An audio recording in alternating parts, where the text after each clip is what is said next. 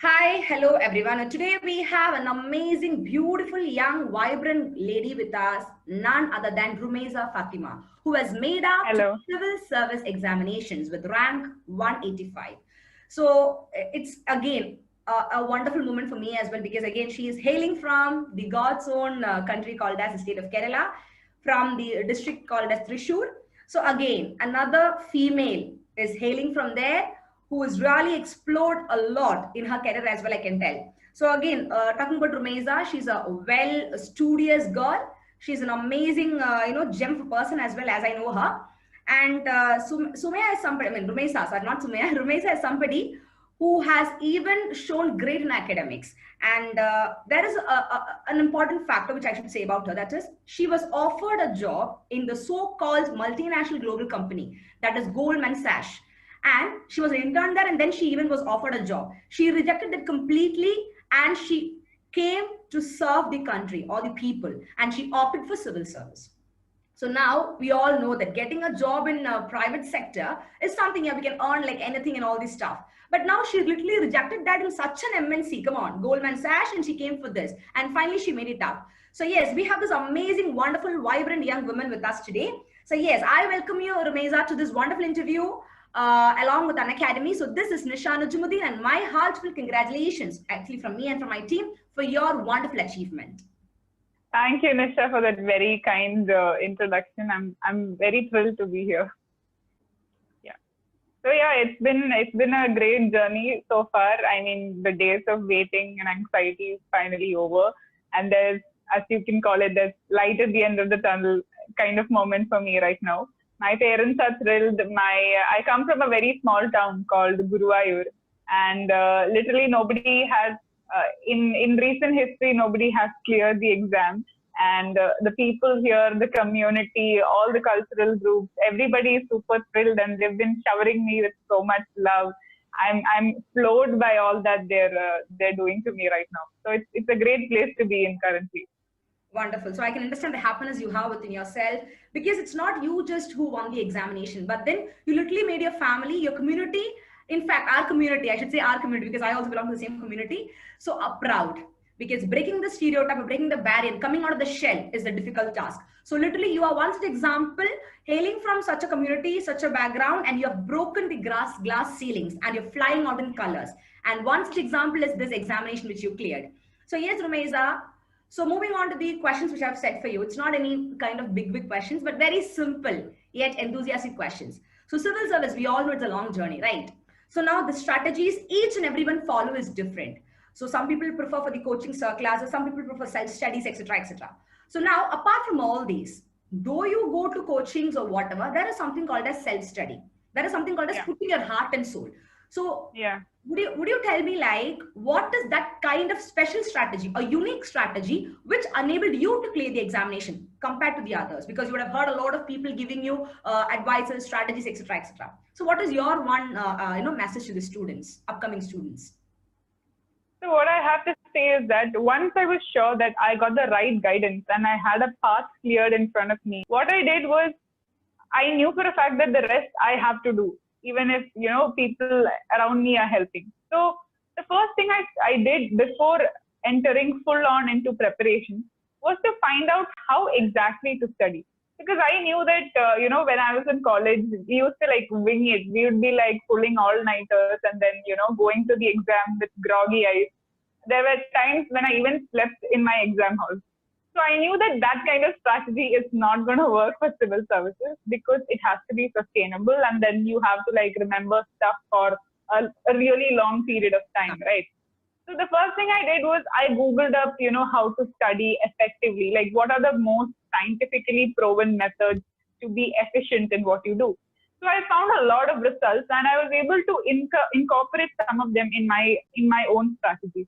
These include stuff like, active recall and revision, and studying using proper technology such as flashcards and the like. So I would say that this is the single biggest factor that's made a lot of difference in my preparation and helped me, clear it in my first attempt itself. Wow, that's an amazing, because the people whom I've interviewed also, many of them cleared in their first attempt. So that's again a wonderful thing. So clearing in first attempt is something that's very difficult, but you people have made it up, showing that UPSC is again an exam. If you have the right strategy, right preparation, and right guide and mentor for you, yes, you can do it up. And that's what you people have shown here. So now, as you said, your preparation strategies, all these things help you a lot.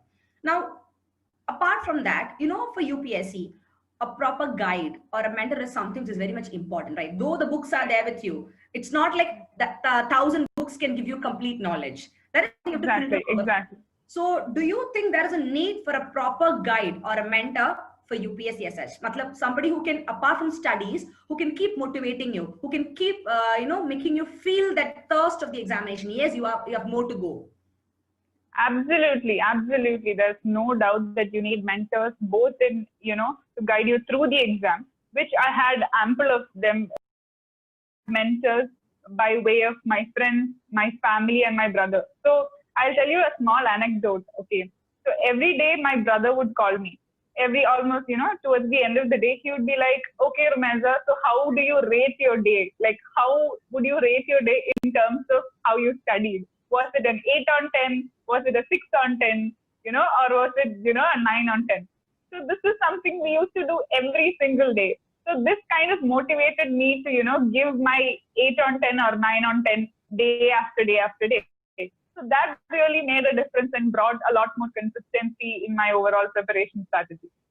Okay, you literally gave priority for each and every day. Matlab, every day was like a new beginning, and that new beginning have a fulfilled purpose. So that's a wonderful strategy you followed. I'm happy to know that, Rumaiza. And yes, I can see that's why you are flying out in colors now. So now, private and public sector, they are two different sectors. We all know that, right? Obviously, the benefits you get in government and also in the private sector is totally different. So though you were offered a job there, you left it all the way and came for UPSC. So what is that one factor which triggered in you? Yes, I should go and serve my nation or be a civil servant.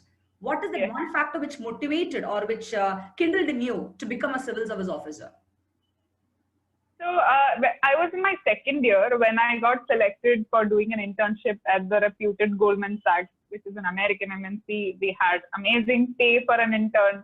And then after the end of the internship, I was offered. But I realized that with the job I did there, it was actually related to private wealth management as an individual. So when I sat back and looked back, I realized that this is not really something that that kind of struck a chord with me.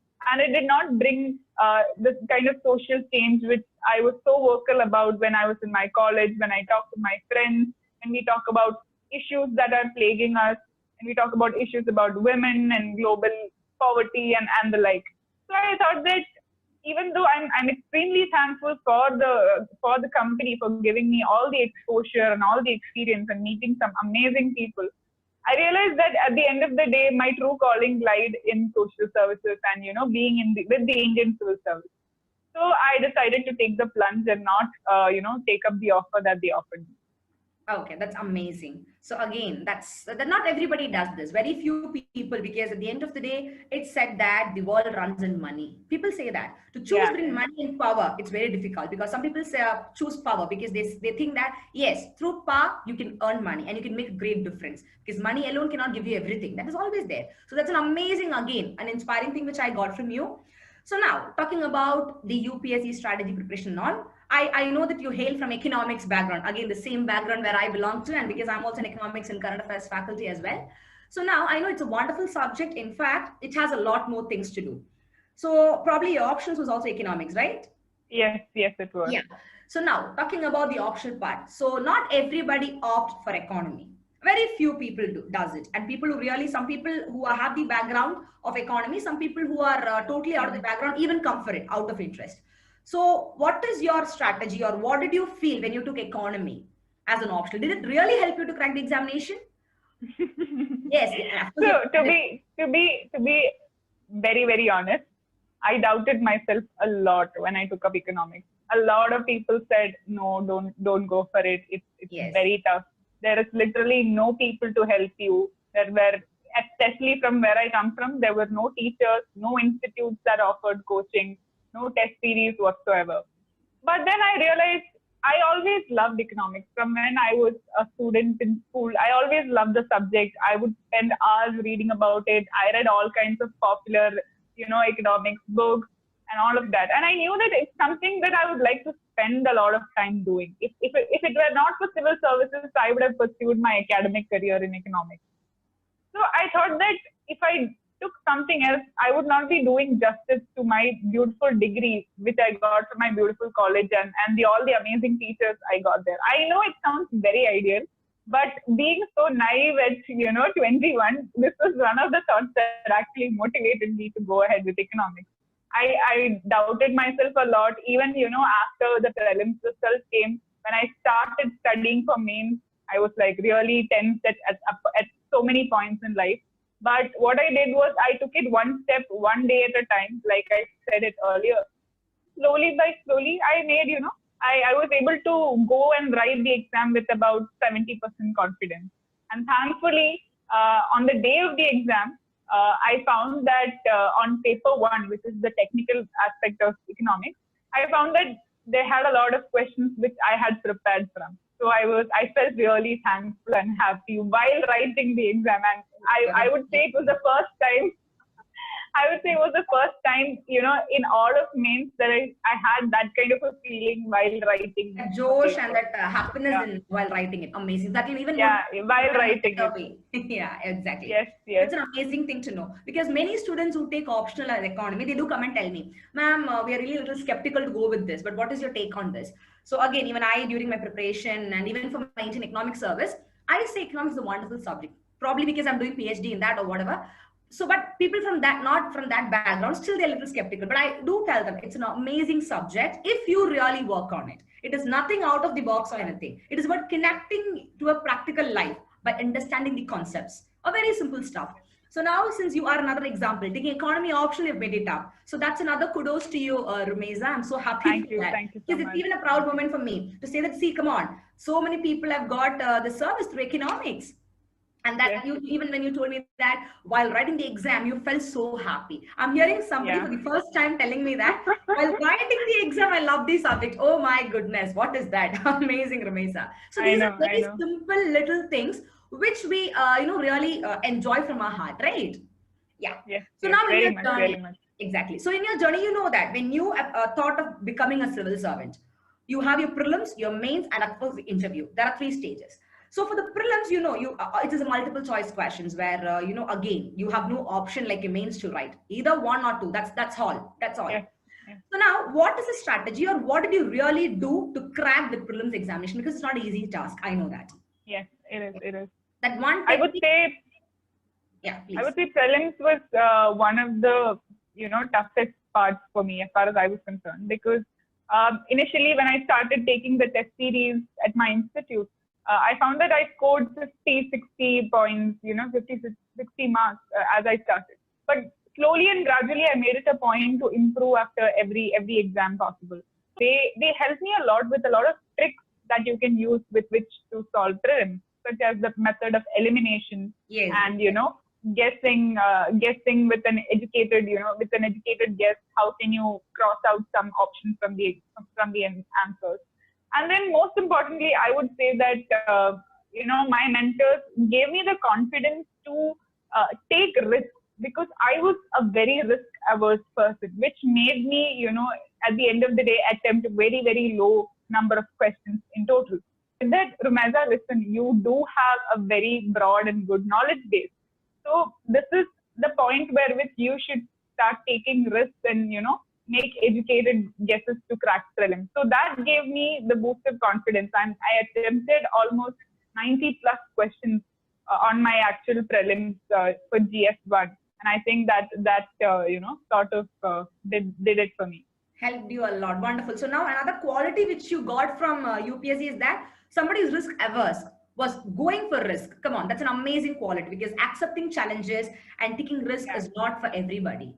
So once you're ready for that, come on, that shows that you are ready to overcome all the challenges, because it is said that confidence is not knowing all the questions or answers. It is about when you start, questioning why you didn't know that, and then that particular answer, and now you're going and finding it out. That's a real confidence, right? If you know everything, that is not confidence. When you make mistakes, that's the whole point. So that's what I got from you again. So now again, prelims is wonderful. So now you came to your next stage, that is mains, which is again the written part.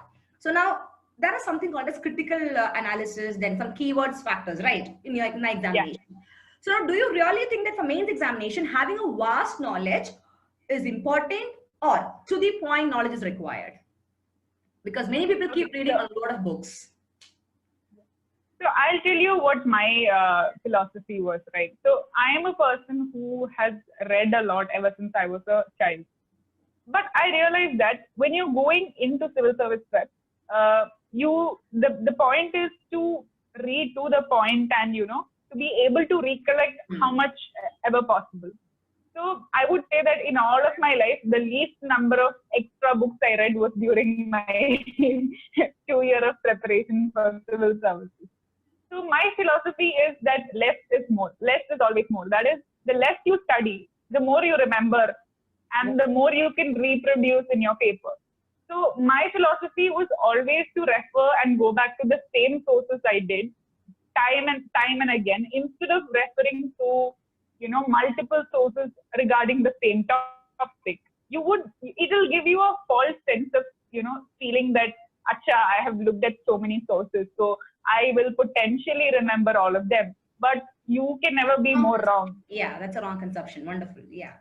So what I did was, I realized this from very early on. So what I did is, I took simple sources for each and every topic possible, even if it is economics or polity. I took simple. I just stuck to Lakshmikant and then went back to it multiple times, maybe 10, 15 times. Lakshmikant is the god of polity for polity books. For economics also, yeah. For economy, which one you suggest actually? Don't tell me the normal names. Which so to be honest, I didn't prepare for GS3 per se, because I was already doing my optional, right? So I would tell you what my optional books were. So are you referring to Indian economy or the theoretical part? Everything. We can go for Indian economy and for the other parts also. All right. So for Indian economy, I referred to a lot of traditional books such as Uma Kapila. Uma Kapila is very famous. Her books are amazing. She's an amazing author. She goes like a story, yeah. Yes. So I referred to her book from cover to cover. There's one book called Performance in Policies. And then I did a bit from Dattan Sundaram, etc. And then for Indian economy, you always have to keep yourself updated. So it's always about, looking at recent current affairs. Even current affairs magazines are very good. Even compilations made by reputed institutes in the civil service circles are also very good when you want to prepare for Indian economy part. For the other part, I stuck to traditional books, Richard Freund for macroeconomics, and our favorite Ahuja. You will remember Ahuja, no? Obviously. Richard Freund and Ahuja, all these books again are for economics. For micro perspective, a lot of books are there again. Yeah. Yes.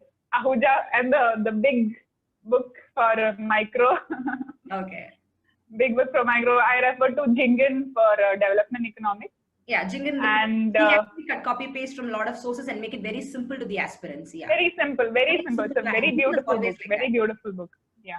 And then I did two Salvatore diagrams for micro, because Quotient is considered to be the holy book for diagrams. Quotient is another book which I normally prefer to students. Yeah. So for market economy and like monopolistic competition, for all of that, Quotient is very important. So I referred in specific parts. I referred from Quotient. And for international economics, it was full and full Salvatore and a bit of Paul Krugman here and there. Salvatore is always, again, just like how you said for Lakshmikant polity, again, for international economics, Salvatore, yeah, amazing. Salvatore. Also, so that is something which is an Appliad. Appliad is actually an amazing book, but not everybody can study from that because it's not very high language. Yeah, it's not that simplified. So Salvatore is Appliad, I actually did it from my college, so I referred to it every now and then. I know, because again, you're from Stella Mary, so definitely they'll make you study everything like that in Chennai, right? I know the college has its standard anyways. So happy to know your sources and happy to know that you have really, taken or selected books based on topics. It's not like you relied on one particular book. It's like each topic, which book is better, which is simplified. So that's an amazing strategy from you, Rumaiza, which is even the right strategy, I'll say, because as a teacher, even I really refer my students the same thing. So you are on the right track, in fact. So now, apart from all this, now comes your interview. I know that interview is something where we have to be very much, what to say, very much, we have to be very confident. We have to really think and say. We cannot just say what we want because it's the most important part, right? So because many people miss out there only. So for interview, since you're from economy background, definitely the interview panel, they will not come and ask you regarding the theories of economy or anything as such. So because some people have a conception that if they are from one particular background, they will get theoretical questions from there, but they do not understand that interview panel always tests you with what you talk and from what background you hails. So what was your experience in interview? So I would say that it was a very, very beautiful, very professional experience, unlike any of the mock interviews you go for. So until the day of the interview, you have a lot of notions about how the actual interview would look like. But it was nothing like that. It was beautiful. It was chaired by Sujata Mehta ma'am, IFS. And in fact, the first question she asked was, why did you quit Goldman Sachs? It was about why I quit the job and about that. And from then on, it took off in the direction of economics. So around 80% of the questions were related to economics, a bit of theory, and mostly, centering around Indian economy problems. They asked me about NPAs, how they were caused. Because that's a discussion. Exactly. It's affecting the entire economy and the banking sector as a whole. Wonderful. Yeah. Yes. They asked me about the problems with human development, literacy rate. Okay. They asked me something with reference to my home state, Kerala. They were like, we all have heard of Kerala model of development, but what are its pitfalls? And that's an amazing question. So you can really highlight about the model by Mehboob Haq and Amartya Sen. Sorry, the model by Amartya Sen alone. Yeah. So obviously, when you said about Kerala model, I think you would have made a comparison to Gujarat model by Jagdish Bhagwati as well, right? I did not make a comparison per se, but I did mention Amartya Sen. I mentioned Abhijit Banerjee too, because he was trending at that time. He got the poverty, the same for the award for that. So that's an amazing thing to know that. So taking economics, you can connect that to the real life as well, because economics is something exactly. Very much you can connect. It's an amazing subject. So happy because I am also from the same field, so I can understand that feeling of Josh when you say. I know. I also mentioned, some theories. In fact, one of the interviewers, he asked me directly, so have you heard of Malthusian theory? How can you compare it with Indian story like that? And one of them asked me about development and urbanization. In fact, my chairman asked me. So I was able to quote Myrdal's backwash effect and all of that. So I think that made me sound smart. Obviously, because the backwash effect, the forward effect, all these things now, whatever you studied, now in an interview, in a very practical way, you're able to connect it. That is a real source of study. Whether you study economy, history, geography, polity, whatever. At the end of the day, when you're able to connect that with the practical life, that shows that you have very well understood the subject. That is, I'm so happy that you didn't study, you didn't mug up anything. I can see from the way you talk, you really kind of gave the interview, really, took this subject with whole of your heart and soul, that you put into practicality. So amazing, sir, Rumaiza, amazing to know that. Such kind of knowledge will be lasting forever. It's not just a bookish knowledge, it's about the practical stuff, right? So I'm so happy for that, spreading such positive vibe. So happy to see that, such kind of attitude as well. So now, okay, your interview part is there. So now you got everything. So what is that one feeling you had once you heard that, yes, I have cleared the examination? What is that one feeling you had immediately? Just in one word. So I got to know when my friend called me. So I was like, no, you're kidding. I wasn't expecting the results until, 4 p.m. on the 4th of August, because everybody was saying, at around evening it will come. I was like, is it fake? Are you really, really sure?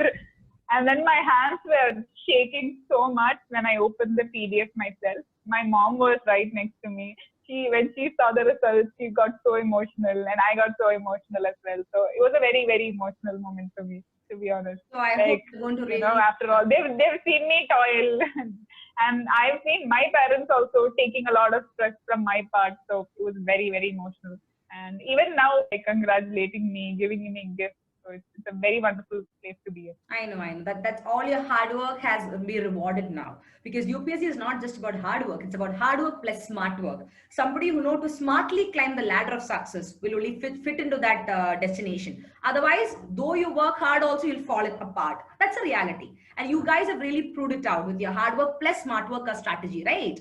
So now, Rumaiza, the next thing which I would like to know from you is, we have heard about thousands of test series. For a UPSC aspirant, test series is very important, right from prelims, mains, interview is mock interview stuff. So what is your perspective on that? Or what do you think? How often should an aspirant take test series with regard to 3 phases of the examination? Prelims, mains, interview. So I think test series is very important, especially for mains and for prelims. So aspirants, tend to do it a lot for prelims, but I think somewhere along the line, they tend to skip answer writing, especially for mains. They think, they won't be able to write it. They wait for the right moment when they've studied everything. So the aspirants must make sure that they do it for all the 3 stages. So I was very lucky to have, very good quality test series. So that helped me a lot. I would say just stick to one test series, and you go according to their schedule and their syllabus and everything else. You can that consistency will enable you to improve, right? Yes. So it's indeed a great pleasure to know so many things from you, from this beautiful, young, vibrant female who is right in front of me. So now, current affairs, since we're talking about current affairs, what is your take? Because different aspirants have different visions. Some people who are interviewed, some said that reading newspaper is a must, and some people followed that. Whereas some said that I have literally not read newspapers. I only prepared the highlights. That is even more interesting to know. Come on. And what is your take on that? Because current affairs you cannot avoid. Be it the subjects or the individual part of it, it is very important. So how did you prepare the current affairs? What did you do to memorize it? Because we're not robots, we're human beings. So memorizing is something a little more difficult. So how did you prepare current affairs on a daily basis, and what did you do to memorize that as well, so that you will be able to produce in a better way for the examination? So I will tell you. So every day I would read. I'm a very pro newspaper person. I've been reading way before I started preparation. I mean, it has been a part of my life. Being a person who lives in a society, I think it is imperative that everybody reads the newspaper. So I am that kind of a person. So I would religiously take notes on my Evernote. I used to maintain current affairs notes on my phone app. And Evernote, I would, divide it according to the multiple topics. And I had really organized notes, which I'm very proud of. And what I would do is, at the end of every month, I would depend on compilations as well to get into the nitty-gritty details, especially for prelims. So my notes that I made were specifically more catered to mains, and, all the good sentences, all the good codes, opinions, good statistics, infographics, all of that I collected for a mains point of view. And for prelims point of view, I depended on current affairs compilations. So it was, it was a bit of both, and I would say I had the best of both worlds.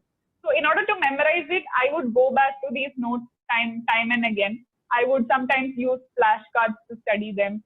And I would also try and link this thing in my head and, try to create a skeleton of thoughts. So it all stays in place. So I would say that was my current affairs strategy. Wonderful. So that's an amazing strategy from you as well, because everybody has a different strategy to follow, right? So we have had a discussion on all this important stuffs which we literally, an aspirant should know. So now tell me quickly, what comes to your mind, some important points or a short message to the upcoming aspirants, because you're going to serve the country. The Rumaiza before clearing service and Rumaiza after clearing service is different. I know that. And again, once you get your training at Labasna, and then when you get posted in your cadres, your responsibility changes. So now people say that there's a normal myth that UPSC is something which is only for the strong-hearted, which is for people. Yeah, it's all, again, that's a myth. I would recommend people that somebody who's faint-hearted should literally go for UPSC. That will make you more strong-hearted. Just like how you said, you were not willing to take risk, but now you are ready for that.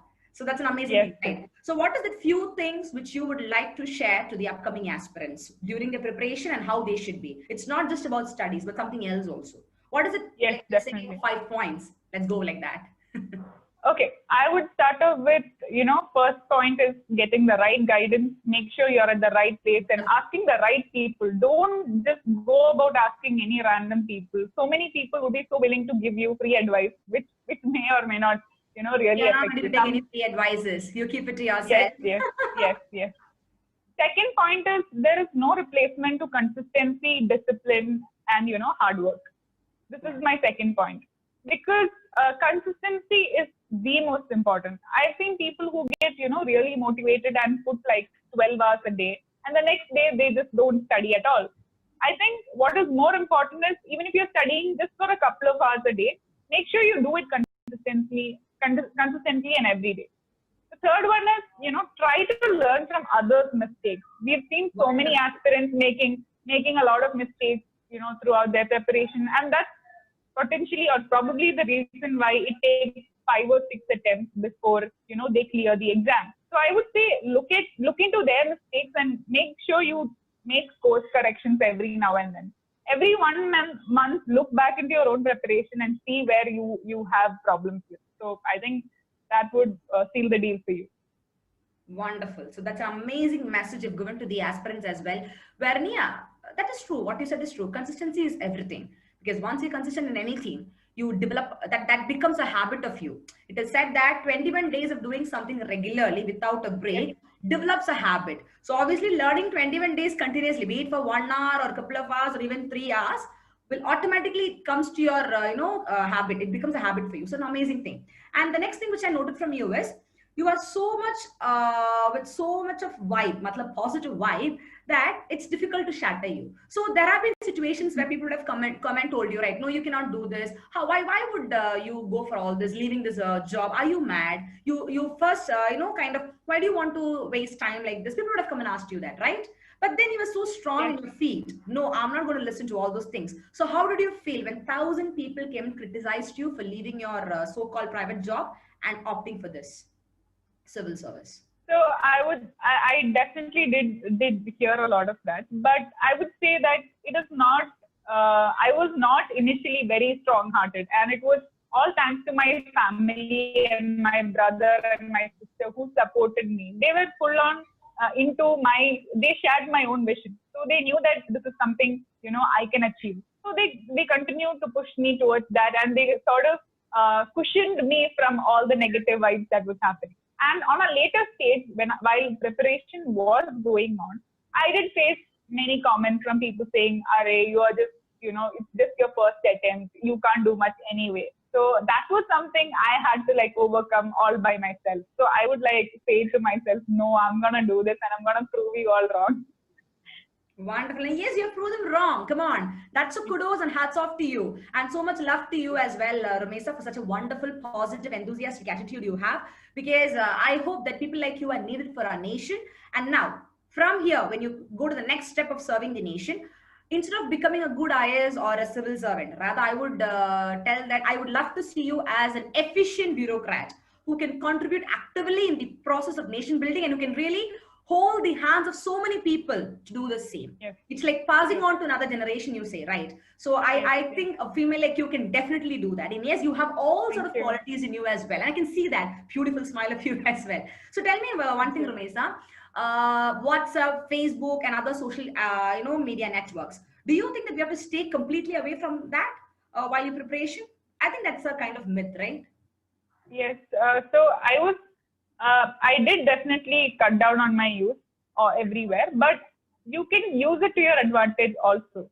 For example, there are so many pages on Twitter where you can get really good current affairs with regards to science and technology. For example, you can follow the official page of NASA and you get real-time updates about all their missions. Similarly with ISRO, many institutes which are devoted to protection of environment. So I used to do that whenever I was having a free time. So that gave me the feel that I was still a part of society. And at the same time, I made sure that even that time was productive by looking at all the good stuff related to which could potentially help me in my exam. Wonderful. So out of all these subjects of UPSC, starting from history, geography, polity, art and culture, economy, environment, etc., etc., which would you suggest, including current affairs, which would you suggest to the upcoming aspirants to focus more? Which will have more priority for the prelims Focus of more on. from your point of view? From your point of view. I would say we should stick to the subjects which are traditionally asked a lot. For example, the reason why I think I could clear prelims more was because there were a lot of questions on economics, and economics was my strong area, right? Secondly, I prepared a lot from for polity. So polity again was asked. I think around 15 questions were asked every year. Because both these So subjects are connected to current affairs also.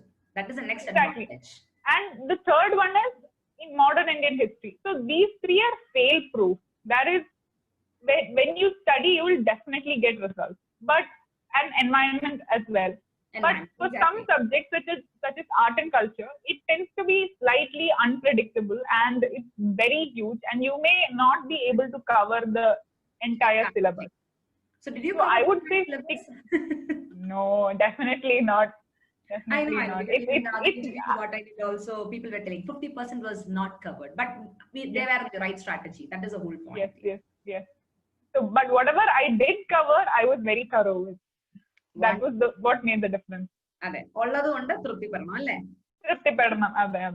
It's an amazing thing.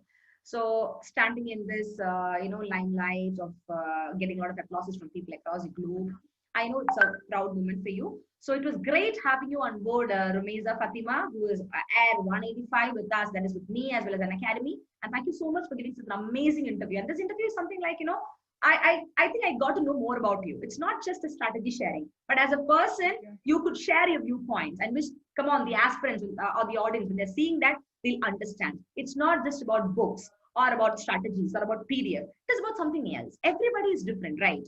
Everybody has a different strategy. See, you may prefer to study at night. I may prefer to study at the morning hours. So now it's about how we are putting that into proper place, what matters a lot. Thank you so much, Rumaiza, for coming with us. And I think such an amazing person you are, and you have way more to go. Come on, keep going, and I should come on, see you in even more greater heights. And I'll be proud to say that, come on, she's my junior as well, because she's again from economy. Anna? Yes. And I know you'll do great. You'll do great in your postings. May God bless you with all the from your heart, all the wishes for you. And me and my team at Unacademy is so privileged to have you on board for this amazing conversation and interview with you. So thank you so much, Rumaiza, for coming with us. Thank you so much. Wonderful message. Hoping to see you rocking and contributing great towards the pro in India. So Jai Hind and Jai Bharat. Bye. Jai Hind.